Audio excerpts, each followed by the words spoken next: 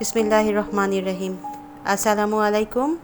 সবাইকে আমার চ্যানেলে ওয়েলকাম জানাচ্ছি। নতুন আরও একটা ভিডিও নিয়ে সবার মাঝে ফিরে আসলাম। এই যে লেবুগুলো দেখছেন, এগুলো হলো আমাদের ছাদের গাছের লেবু। তো আমি হাজব্যান্ডকে বলছিলাম, তুমি যখন লেবুগুলা গাছ থেকে তুলো তখন অবশ্যই ভিডিও করবে। ওইটা আর তার মনে ছিল না, তো উনি লেবুগুলো তুলে নিয়ে এসে আমার হাতে দিয়েছিলেন। তো ভাবলাম যে যেরকমভাবে আছে ওরকমভাবে আপনাদেরকে একটু দেখাই। আর লেবুগুলোর এত সুন্দর ঘ্রাণ ছিল, শুধু লেবু নাকের সামনে নিলে একদম মনটা ভরে যায়। একদিন আপনাদের সাথে আমাদের ছাদের বাগানটাও শেয়ার করব। আসলে প্রতিদিনই ভাবি ছাদে যাব ছাদে যাব, আসলে যাওয়া হয়ে ওঠে না, তো এই জন্য দেখানো হয় না। তবে ছাদে গেলে কিন্তু গাছপালা দেখে মনটা একদম ফ্রেশ হয়ে যায়। আর ছাদের বাগানের দেখাশোনা কিন্তু আমার হাজব্যান্ডই করেন। আমি যেমন আমার বারান্দার গাছগুলোকে দেখাশোনা করি, ছাদেরগুলো উনিই দেখেন।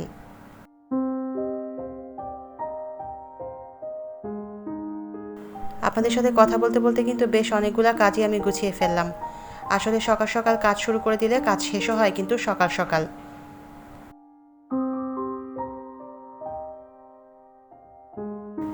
কাজ যখন করতেই হবে আর আমার কাজ আমাকেই করতে হবে, তাহলে তো আর ফেলে রেখে লাভ নেই। তো সময় মতন সব কাজগুলো করে নিতে পারলেই আমার মনে হয় নিজের জন্যও ভালো, ঘরের জন্যও ভালো।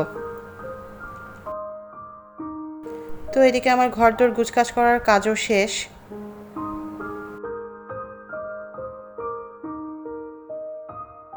বর্ষাকালে জামাকাপড় শুকানো নিয়ে আসলে একটু ঝামেলাই পড়তে হয়। একটু আগে কাপড় মেশিন থেকে বের করে দিয়ে আসলাম, তারপরে ঝমঝম করে বৃষ্টি। আধা শুকনা কাপড়গুলোই দেখা যায় অনেক সময় ভিজে যায়। তো এইটা একটা যন্ত্রণা। আর আমি আবার ঘরের মধ্যে কাপড় দিয়ে রাখতে পারি না, আমার খুবই অস্বস্তি লাগে। যাই হোক, স্বস্তি অস্বস্তি মিলিয়ে আসলে আমাদেরকে সারাদিনের কাজগুলো করতে হয়। তো ঘরের কাজ শেষ করে এদিকে আমি রান্নায় চলে আসলাম। আজকে একটু ফিশ কালিয়া রান্না করব, ভাবলাম যেটা আপনাদের সাথে শেয়ার করি। তো এই জন্য আমি প্রথমে নিয়ে নিলাম 2-3টা টমেটো, আর নিলাম 2টা পেঁয়াজ কুচি আর 4-5টা কাঁচামরিচ। এখন এগুলো সব কিছু একসাথে ব্লেন্ড করে নিব। আর মাছের এই কালিয়াটা করার জন্য আমি আজকে রুই মাছ নিয়েছি। যে কোনো মাছে করা যায়, তবে আমার কাছে রুই আর কাতলা মাছের কালিয়াটাই বেশি ভালো লাগে। আর এই যে এখন যে মশলাটা করছি, এটা কিন্তু ফিশ কালিয়ার জন্য খুবই জরুরি। তো আমি এখানে নিয়ে নিয়েছিলাম সম্ভবত 7 থেকে 8 পিস ফিশ। আমার আসলে ওইভাবে খেয়াল নেই, হ্যাঁ এরকমই হবে, 7 বা 8 পিস। তো এই জন্য আমি 1 চা চামচ হলুদ আর লবণ দিয়ে আমি এখন মাছগুলাকে ভাজার জন্য আগে কিছুক্ষণ একটু ম্যারিনেট করে রাখবো।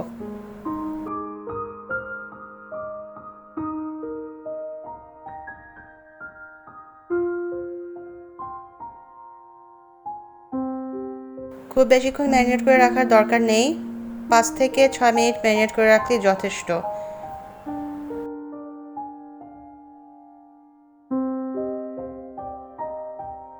আর আমি সবসময় চেষ্টা করি যে ফ্রেশ মাছটা দিয়েই কালিয়া রান্না করার। মানে যেদিন বাজার করা হয় প্রথম দিনেই মাছটা দিয়ে কালিয়াটা রান্না করলে ওটা কিন্তু খেতে আরও বেশি ভালো টেস্ট হয়।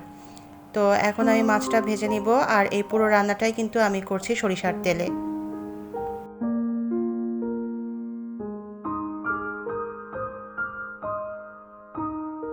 আমি মাছটা খুব বেশিক্ষণ ভাজবো না, মোটামুটি 5 মিনিট ভাজলেই ভালো করে ভাজা হয়ে যাবে। তবে যারা একটু ক্রিস্পি পছন্দ করেন তারা আর একটু বেশিক্ষণ ভেজে নিতে পারেন।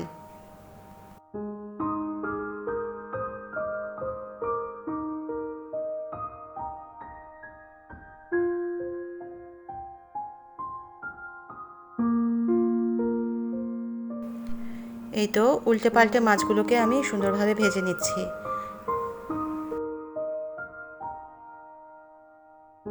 আমি যদিও সরিষার তেলে আজকে রান্নাটা করছি, তবে আপনারা কেউ চাইলে সয়াবিন তেলেও করতে পারেন, অথবা অলিভ অয়েল, যে যেরকম তেল খান, বা রাইস ব্র্যান, যে যেরকম সবসময় ইউজ করে থাকেন, যে কোনো তেলেই এই রান্নাটা করা যায়। তবে সরিষার তেলে রান্নার ফ্লেভারটা তো আসলে অন্যরকম হয়, তাই না? যে তেলটাতে আমি মাছ ভেজেছি ওই তেলটাতে এখন আমি দিয়ে দিলাম 1/2 কাপ পেঁয়াজ কুচি। আর এর মাঝে দিব 2-3টা শুকনা মরিচ, 2টা তেজপাতা, আর এর মাঝে দিব অল্প একটু মেথি।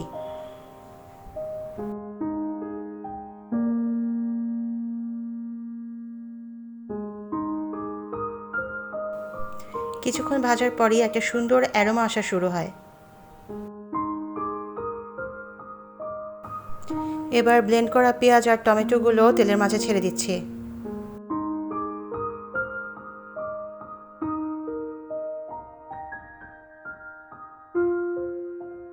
সব কিছু ভালো করে মিক্স করে এবার অল্প, খুবই অল্প, সামান্য একটু পানি দিয়ে দিব।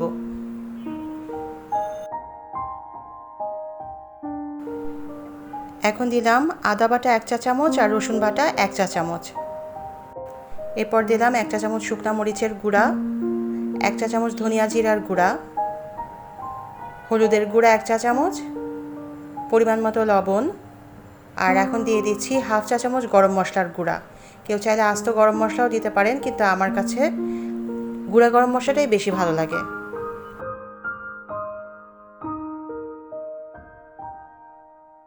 সব কিছু ভালোভাবে কষানো হয়ে গেলে এবার এর মধ্যে দিয়ে দিলাম 1/2 কাপ পরিমাণ টক দই।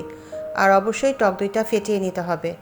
আর যে যেই রান্নাই করেন না কেন, কখনো যদি টক দই দিতে হয় তাহলে অবশ্যই চুলার আঁচটা তখন একদম ধিমে করে নেবেন। তাহলে কি হয়, দইটা আর ফেটে যায় না। টক দই দিয়ে কিছুক্ষণ কষিয়ে নিয়ে এবার এক এক করে ভাজা মাছগুলো সব মশলায় দিয়ে দেব।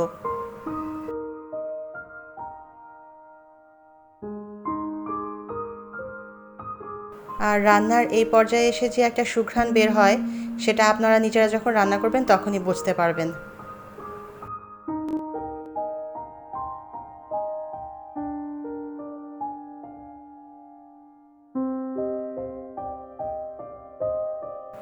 আমার ফিশ কালিয়া অলমোস্ট রেডি।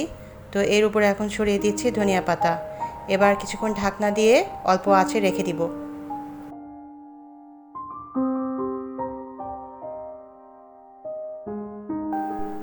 ফিশ কালিয়া পরিবেশনের জন্য রেডি।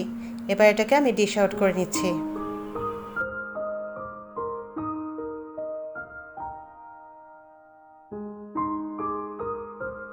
সব কিছু শেষ করে এবার এই ফিশ কালিয়ার উপরে আমি অল্প একটু সরিষার তেল ছিটিয়ে দিচ্ছি। আর এটা কিন্তু খুবই ইম্পর্টেন্ট পার্ট আপনার ফিশ কালিয়াটা পারফেক্ট টেস্ট হওয়ার জন্য। আপনারা কিন্তু অবশ্যই এই রেসিপিটা ট্রাই করবেন। আর আজকের ভিডিওটা এই পর্যন্তই। দেখা হবে অন্য কোনো ভিডিও নিয়ে খুবই তাড়াতাড়ি।